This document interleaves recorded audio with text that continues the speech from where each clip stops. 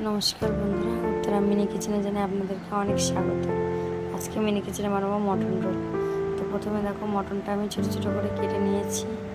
এবার মটনটা একটা পাত্রে রেখে ম্যারিনেট করে নেব। প্রথমে দিয়ে দিলাম লবণ, হলুদ, লঙ্কার গুঁড়ো, জিরের গুঁড়ো, তারপরে মশলার পেস্টটা দিয়ে দেবো। সামান্য পরিমাণে সরষের তেল দিয়ে দিলাম, আদা বাটা, রসুন বাটা, পেঁয়াজ বাটা দিয়ে দেবো। মাংসটা ভালো করে ম্যারিনেট করে একটা পাত্রে রেখে কিছুক্ষণ ঢাকা দিয়ে রাখবো। তারপর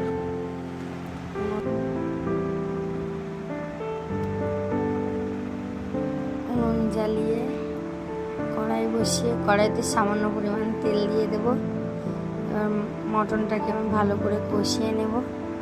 মটনটা ফুটে উঠেছে, ভালো করে কষানোর পরে মটনটা নামিয়ে নিয়ে আর রোলের রুটিটা তৈরি করে নেব।